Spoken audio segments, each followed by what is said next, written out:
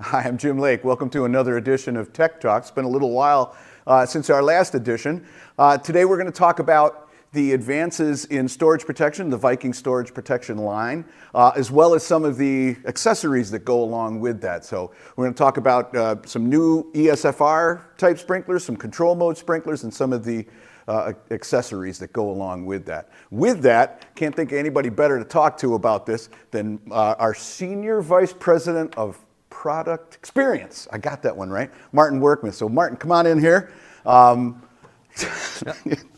So I'm glad I got that. I'm glad I got the title right. That's really important. It's a long one. It's a long. It's a very long long. one. Yeah. So, but what we're going to start off with. Let's start off with the advances that we've done in ESFR sprinklers. Then we can go to the control modes and some of the accessories.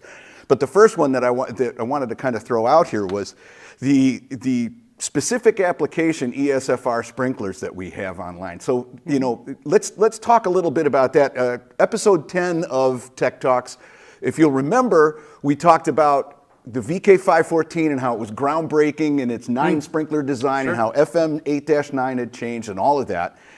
This is different though. This is another K28, a brother, but it does something completely different here, or it Sure. advances it a little bit further. So why don't you tell us a little bit about what this one does? Actually, for us old Vikings, because I'm senior now. You're senior. I'm senior. You are.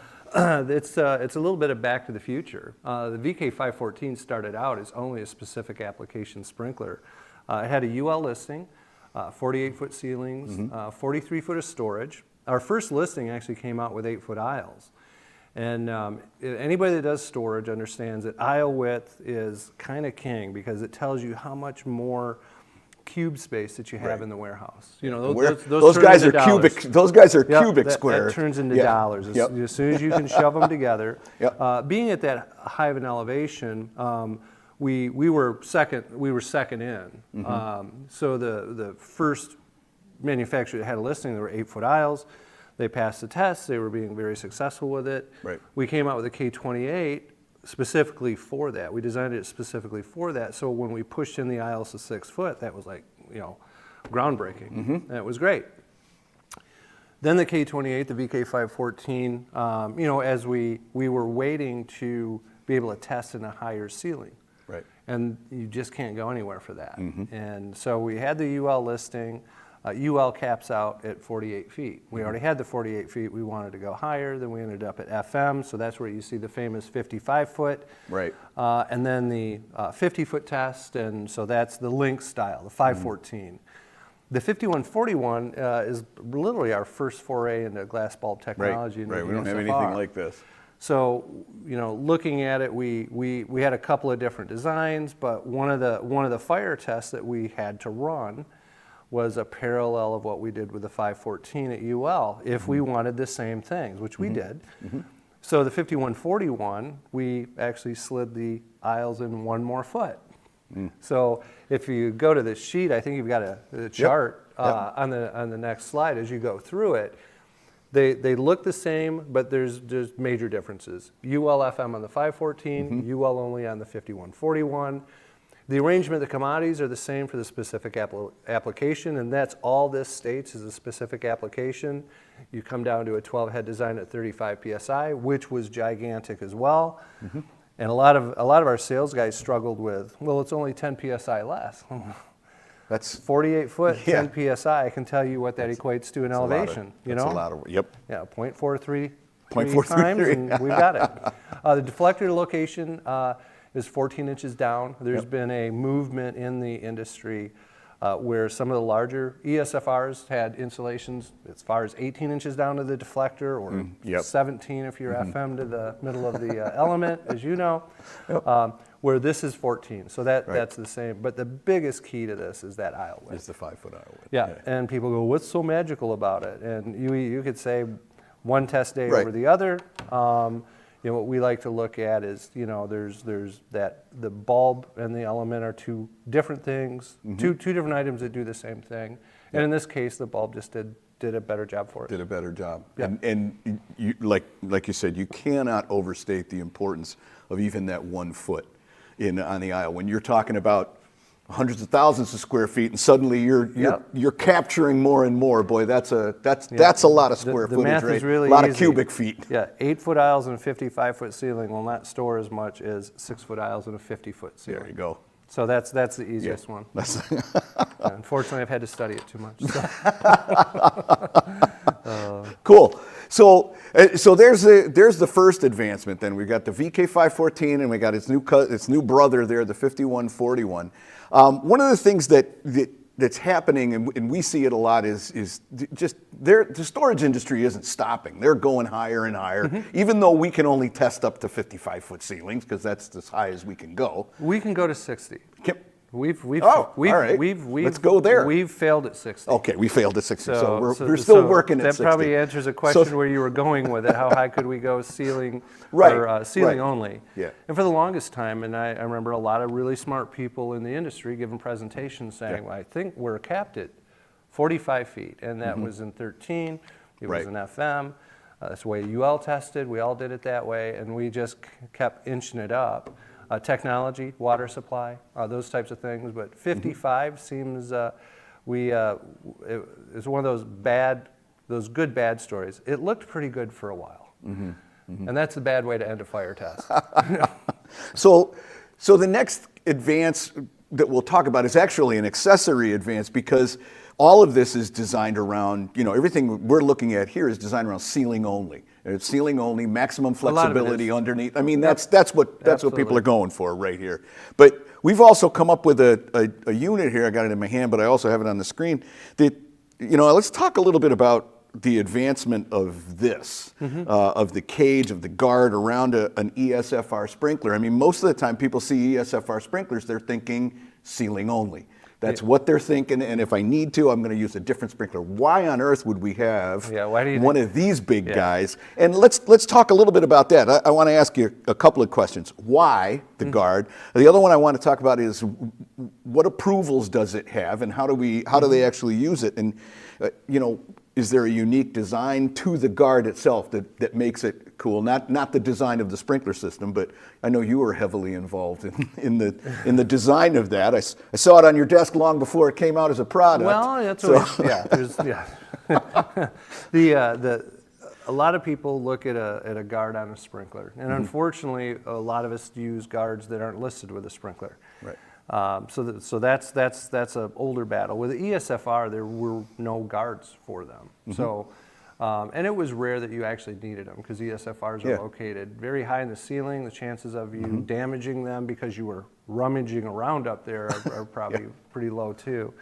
Where you do see the need for guards, and where you see a kind of more of a regular opportunity for damage is in racks. So there is a FM design which came out, I'm going to guess, it was probably about 12 years ago. I remember a gentleman, Wes Baker, came to Viking, and he talked about all this new stuff they'd been working on. And one was, and I call it raise the floor. And I don't know if FM has a different term for it. Viking always used the term raise the floor because we were going to do testing like that. But we never thought to use ESFRs, so bad on us. But the idea was that you could extend that ceiling by having a super in rack. And that's what they created with the ESFR.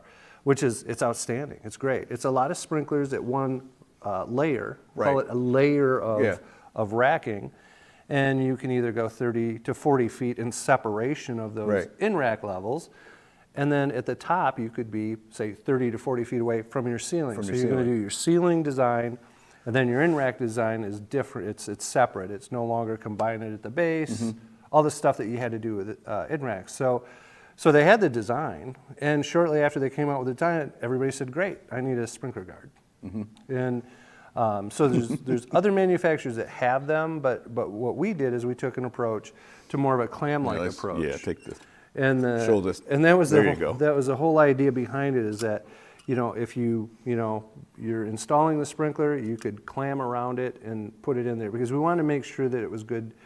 It has to be installed after the sprinkler. Unfortunately, it's not really designed to be made on the sprinkler.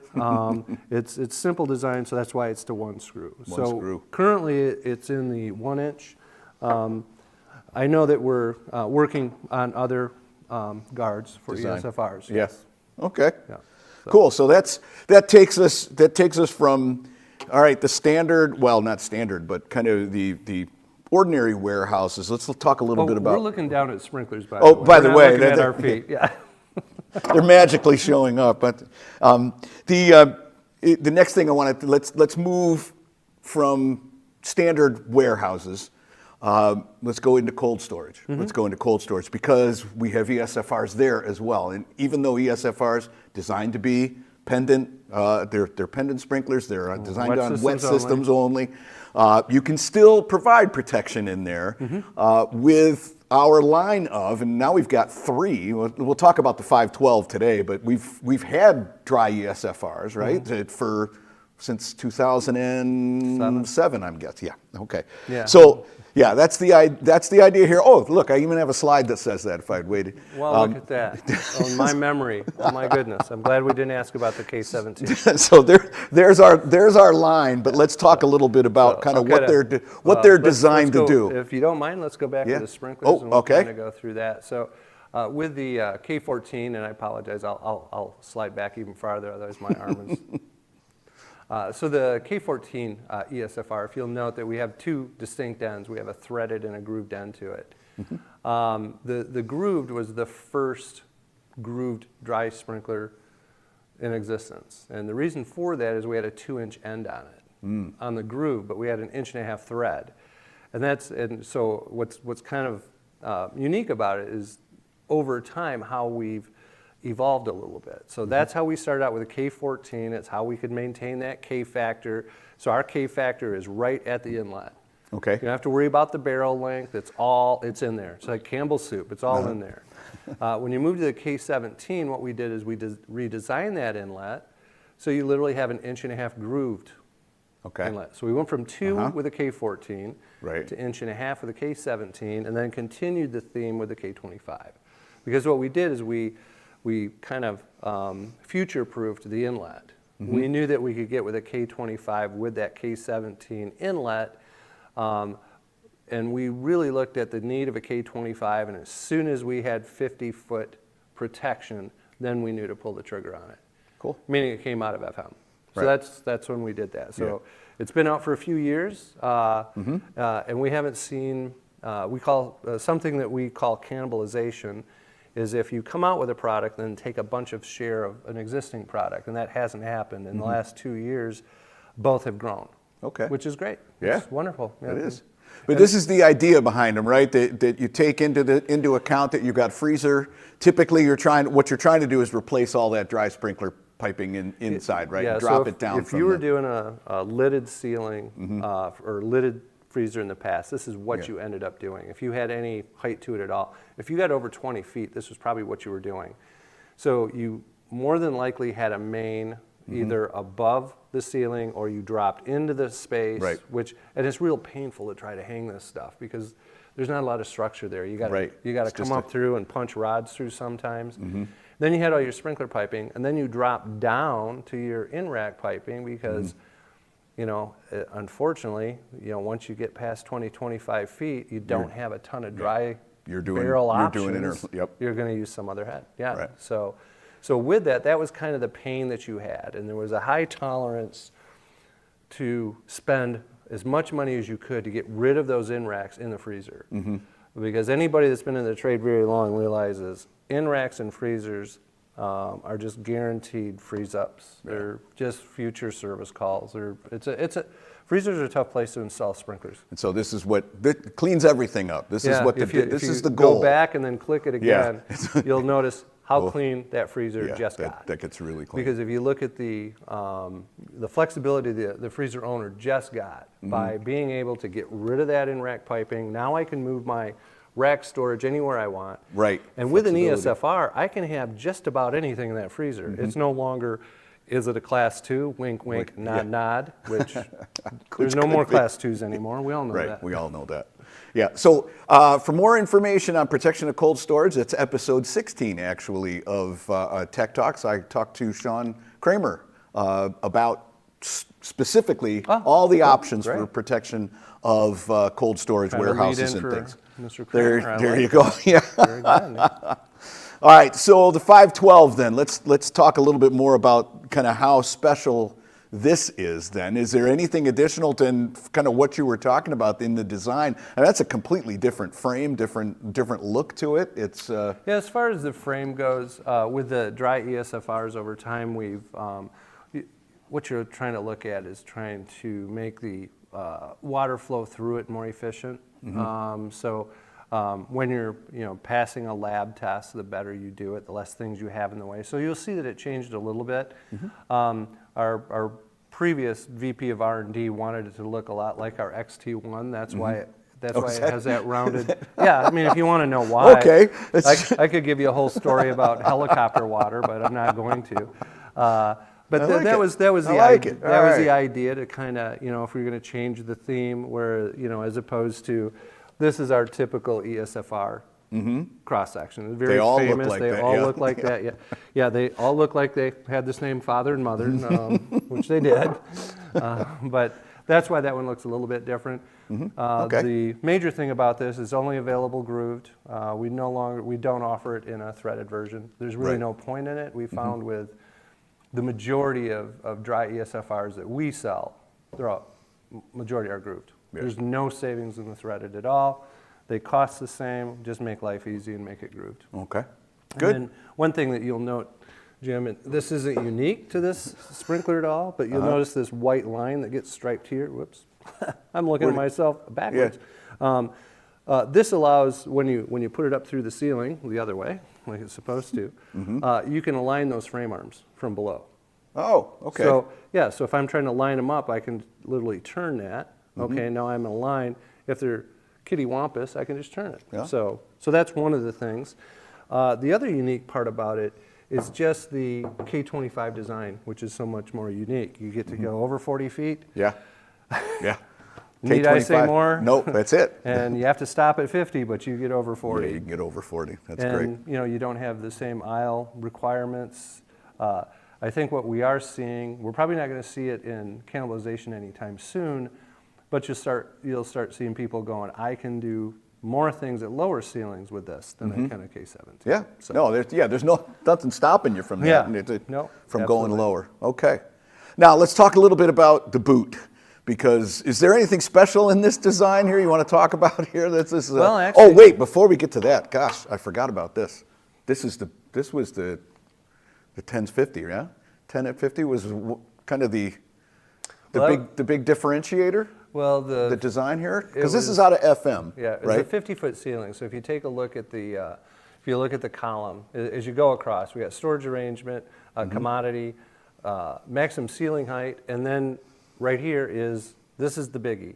Now you may never have a 50-foot ceiling, but as soon as you're over 45 or you're over 40, you've got an issue. So if you're 46 1 inch, guess what? You're in this design. Right. So the 10 at 50 was a big deal because people were running into that, and we all know in the last few years with the everybody wants to call it the e-commerce boom. I find it hard to believe that the world got a cold and we all decided to build warehouses. That was a long, it was way down the track before that happened. It just worked at perfect timing for those folks, obviously. And a lot of times what you'll see buildings that are 47 feet. Right. Because they'll have a clear space below the steel of 45 feet. It just turns into that. So that became a big deal. What do we do over that? And this is a chart from FM's 8-9. As 8-9 keeps continually evolving, which it does, that was a big change. There was actually this funny gap. They had this stop at 40, and then they picked it up. But there was no 40 to 45. Okay. Yeah. No one knew what to do there. And easy thing. The nice part about FM, they can just rewrite it. There's no voting. We don't want to go through 3-year cycles and TIAs or anything else. They're pretty cutting edge folks. So this chart is important. You're going to find it as storage continues to evolve. They're not going to fit in the same old charts. They've got to go somewhere else. Right. So. But we can actually move on to the seals. Those are kind of to the fun. boots. Let's talk a little bit about these, because these are also something that's incredibly important when it comes to our drops. If you want to Yeah, believe it or not, walk us through this, its use. If you're a U.S. citizen and you own a freezer and you get moisture in that freezer, you are in violation of a federal offense. Is that right? I wouldn't kid you on that one. Well, you wouldn't. Because we got a lot better about sealing these. It's the voice of experience. Well, here. you know, when you learn things the hard way sometimes. So we had a customer that actually contacted us and said, "Hey, we've got a freezer guy that can tell you guys how to do that." We said, "Thank God, because we're sprinkler people." Yeah. You know. So when we initially launched the VK50, it was actually a 501 at the time. It wasn't even a 502. It was a K14 ESFR. We provided these seals on both sides of the ceiling. The thing that we failed to realize is that there was some structure sometimes in these ceilings that didn't allow our little flat kind of gasket to seal, around the ceiling. So this gasket got thicker, and then, I think you'll be able to see it better this way. You'll notice it has 4 holes. It started out with 2. With just 2. Okay. Yeah. And now we show, if you kind of back off screen just a little bit, Jim, you'll see it doesn't quite show the penetration, but we actually show, in most cases, filling that with expanded foam. Oh, really? We were under the opinion, and all the sprinkler guys seem to know something about cold going up a pipe, except we don't. So the freezer guys actually showed us how to seal that and actually bring insulation up to where the seal was at, and we've had no occasion of anything rising up. Yep. But the idea is to keep moisture out of the freezer, because you will have that big, vast temperature difference. And if you create moisture and you drop through the ceiling, it was kind of a eye-opening experience for me. Oh, no. Realizing I don't look good in orange. Yeah. Well, even though I'm Dutch, I don't look good in orange. We wouldn't want that. But no, it was, it's something that we've just always provided with the unit. So you can buy them separately, but they actually come. The 2 come with that. Sometimes people won't use them on the top, because if they'll seal it, they won't use it. Okay, no harm, no foul. It's not part of the listing and approval. I've heard very passionate Viking people tell me that it was, and it's not. It's something that we provided because it's a unique tube size. It's not, it was unique. It fits around that tube. Every now and again, we just had a customer that called and said, we sent all the wrong sizes out. So I'm in my office with my very technical Stanley tape measuring, well, it looks like about 1 5/8". And he says, well, that's what ours are. I said, well, then you got the right ones. You got the right ones. we don't have it. It'll happen. We all know. Yeah, you haven't seen it before. So this is it's a wonderful product. If you can pull pipe out of the freezer, all the better for you. Yeah. These systems are just wet systems, so you don't have the same issues that you do with cold storage. Obviously, Sean's going to cover that. Yeah. Even though I'm excited about talking about it, we'll just save it. move on. We'll save it. Yeah. All right. So let's move from ESFRs. Let's move from suppression mode, and let's talk a little bit about our advances or changes in our control mode area. The VK 595, 598, which again we cover in the cold storage episode as far as its design and what it's meant to do in relation to that. But also we got the 592 we'll get to in a moment. But to kind of lead into that, tell us a little bit about these guys, because this is some pretty impressively big sprinklers for being control mode. Kind of what are they? That means they're just spray sprinklers. They're just really, really big. So what are they designed to? Yeah, so the 595 has been around for a long time. It's extended coverage. Yeah. It's an EC storage sprinkler, if you will. Yeah. Anything over 10 by 10 is extended coverage. This is 14 by 14, This goes out to 14 by 14. It's got a lot of different storage. Kind of coverage areas, if you will. You kind of have to follow some rules. It falls in this whole specialty retail storage area in 13. There's a whole chapter written around that particular sprinkler and the fire testing that was done around it. It's a very unique sprinkler. A lot of people would argue that this will actually prevent ring skipping. And ring skipping is bad because if you operate a ring that shouldn't, then you're probably going to overcome your water supply. So in fire testing, we haven't seen issues with it. So there's some really unique abilities with that sprinkler. However, it is not an ESFR, and in storage applications or storage buildings that you're literally brokering to sell, they actually advertise them, protected with ESFR technology. So with this sprinkler, where you're going to see it are big box stores. Any of the big box stores, I can't name any of them because I guess they haven't given us permission to. Well, I haven't asked either. I don't know. I'm not an expert. So I won't name any of them. But that's a typical use for them because you'll notice those big box stores aren't all that tall. You don't see 40-foot box stores because you can't reach it. Right. You can't reach it. They want you to reach. They want you to go so high, and then they're going to store it and then bring it down for you. So any of the the home building places, you'll see them there. A lot of the big, kind of grocery retail type warehouse boxes, you'll see that because you get ESFR-like protection at greater spacing, which is so nice. And being an upright, it's easier to maintain that deflector sealing from the ceiling. And as you look at it, uprights have naturally been protected by pipe. So where you could actually reach something with a high-low. I started out in the trade, we always used uprights. It was only when I found out west of the Rockies they had things that made the ground shake, so they used a lot more pendants. That's right. All right. So we've got these two that are both K25s. Yeah, we'll talk about the 598, which is a little different because that is typically, if you want to call it a standard coverage storage sprinkler, that's what it is. Right. And it's around those control mode or CMDA charts in NFPA 13, number of sprinklers, it's a density.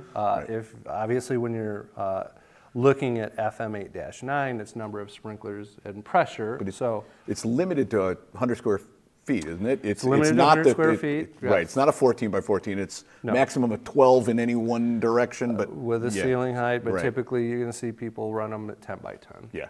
Or 10 and then less, if depending they have on the line to miss steel or move your lines around. The adjustments. So, yeah, and I know you said you're going to cover that.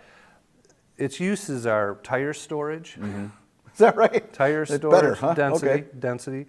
And freezers.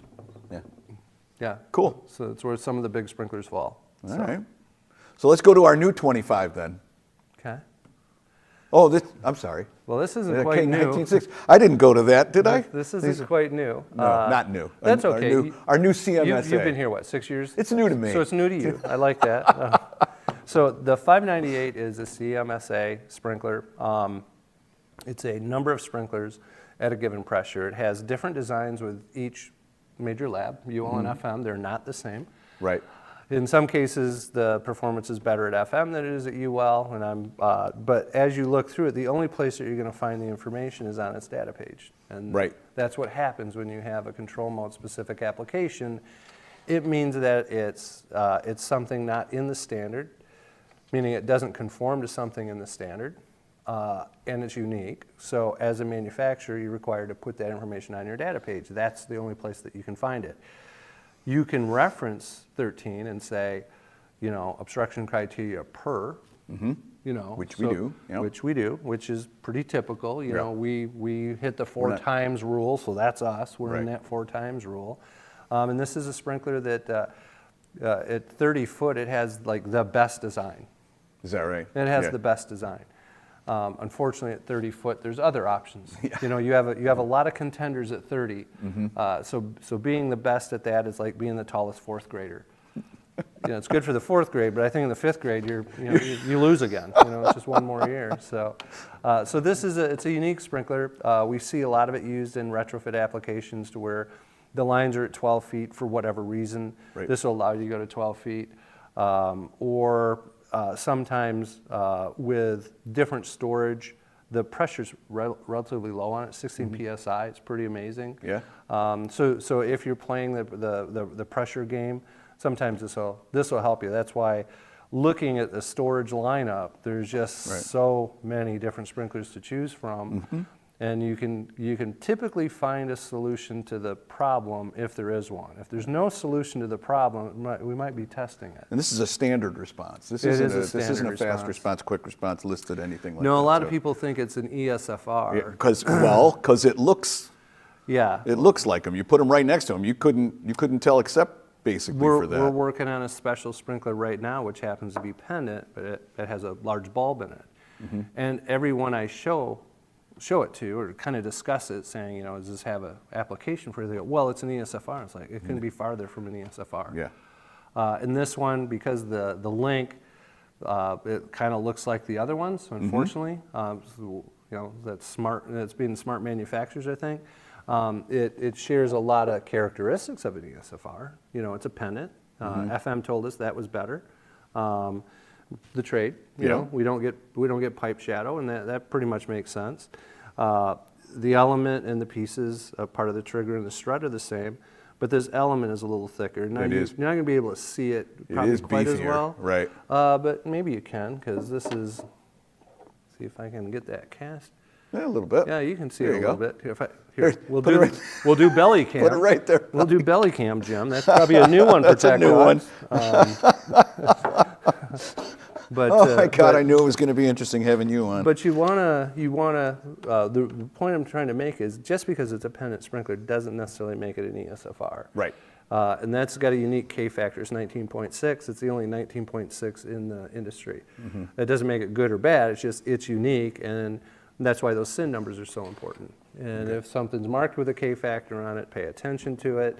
As the installer, you know, as somebody designing or buying, they may not care. Right. But, you know, fitter's the last guy looking at it. And if they don't know to look at the deflector, I encourage you to have them look at the deflector. Yeah, look at it. Yeah. Okay. So the last thing we want to talk about is another kind of accessory, although it's just released. There's information of it all over our website, and that is InstaSeal.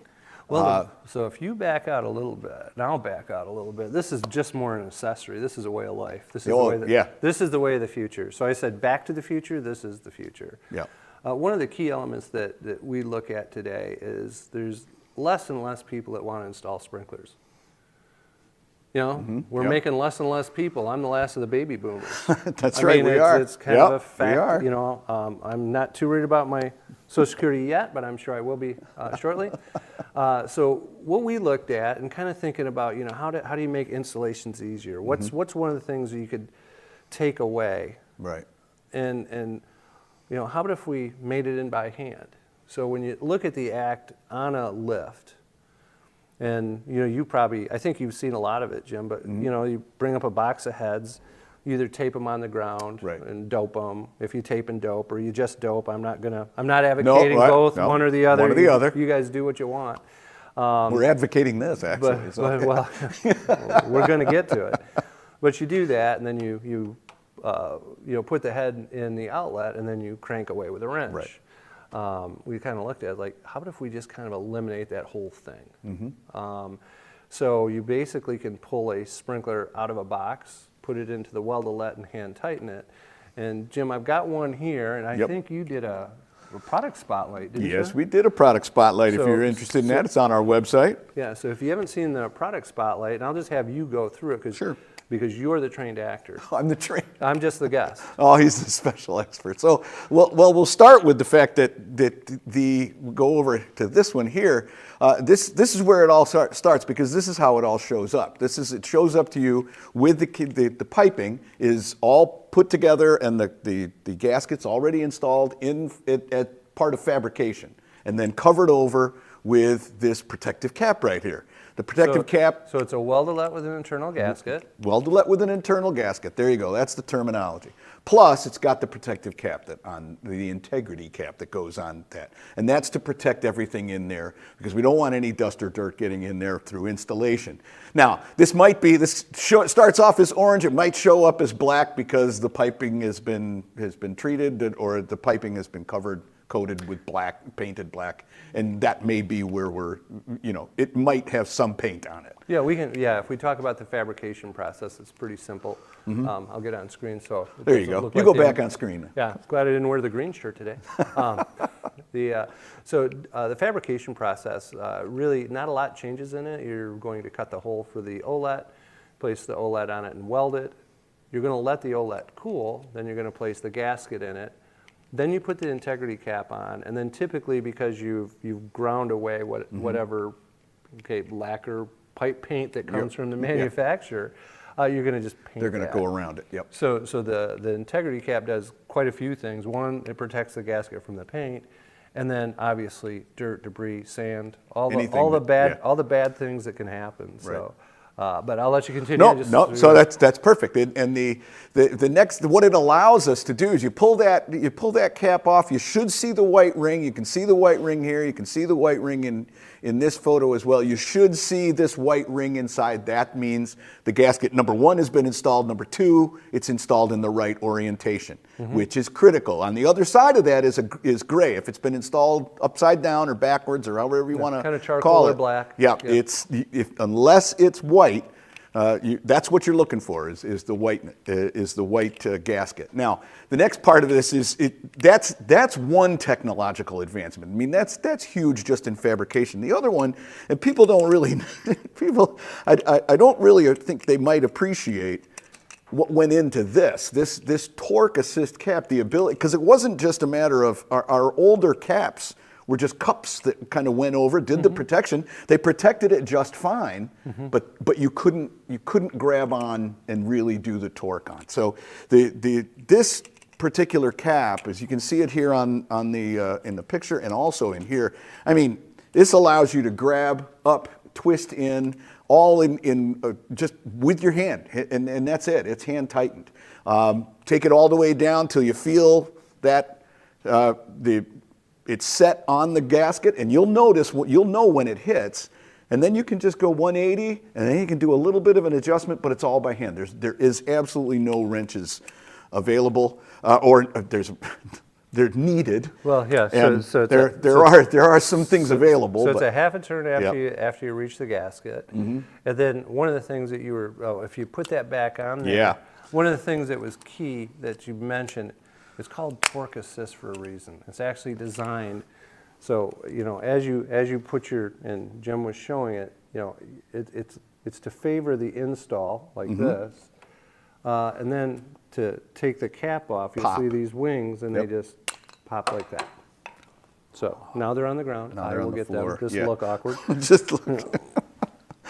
So the whole idea then obviously was to wind up with this installation with caps on the floor or caps right at your feet. But the whole idea here is that now up to its rated pressure, you're good and not a wrench in sight. So this was a number of kind of innovations that came to make this not only innovation in fabrication, innovation in the cap itself and in the installation. So I mean, it was really a really interesting advancement, and we're looking for this to take off. Is it any one of these? Now, we've talked about the 514, we've talked about the 510, we haven't talked about 510, which is the K25. But are any of these available to use here? Yeah, currently all our 1-inch ESFRs, 1-inch threaded ESFRs, have integrity caps. So that's kind of the key to it. We need the integrity cap for the outlet, and then we need the torque assist cap. So they all follow similar geometry, so this cap works on all of them. Done deal. Our next round will be our 3/4. So we have 1-inch today. Shortly we'll be launching, and this is February 2024. Okay. Yep, it is. Just for posterity. So when I say shortly, I mean March of 2024, you'll start to see availability from Viking Supply Net. Good. Which is obviously they distribute all the Viking product and fabricate the pipe. So, and what you'll find on our data pages, you'll see InstaSeal compatible. And we actually have a landing page on our website that kind of takes you into it. It gives you a data page on the weldolet, kind of talks through it. I think your video is there. You've got a very good, hold it. very good promotional I've watched video. Your video many times. Oh man, let me tell you. There's some animations that are really handy. That sometimes the animation there is a background audio to it, but you can go forward and backwards, which makes it it's a training tool. Yep. So this is pretty exciting stuff. And the whole idea is, and a lot of people don't understand, the bigger benefit is you're never putting a wrench on the head. Yeah. We'd say, without much of a question, I don't think we'd have many other manufacturers would argue it, but over 80% of the problems that come from sprinklers are the wrong wrench, a tired wrench, meaning you've used it too long, or just abuse of the sprinkler where you slipped off it, and you've got an element. Every now and again, we get photos of bent frames, and they wonder what's wrong. And and that's got to save time, right? I mean, the ability to just to put them in and not worry about. Yeah, there's a fatigue factor that a lot of people don't think about if you're wrenching over your head all day long. And our ESFR sprinkler wrench has 1 inch on one side and 3/4 on the other, so it's a regular size wrench. Yeah, it's a big wrench. And if you've ever made in 1 inch pipe, you do it. When I was fitting, we'd use like 10-inch pipe wrenches. Some guys would use 12s. Some guys would use 14s. And it's based on the size of the guy. It's not a put down. There's some monsters that can probably put it in hand tight, but typically you'd use a wrench of that size, so it's got to be about that long to make in 1 inch. Right. And 3/4 inch sprinklers have just notoriously been terrible with weldolets. So you tape and dope and crank them away. So as long as you don't use a pull pipe, the longer the wrench, the better. Yeah. So, oh gosh. All right. So. Well, that covers that then, and that covers everything. So, thanks, Martin, for your time on screen, for your time with for your time at Tech Talk. We really appreciate it. If you want any more information on Viking training, you can visit our website, or you can email us. Viking Tech Services, none better in the industry, are there to help you with all of your questions on this. If we don't know the answer right away, we know a guy. That's our motto here, or you can connect with us online at vikinggroupinc.com. Thanks for your time, and we'll see you on the next episode.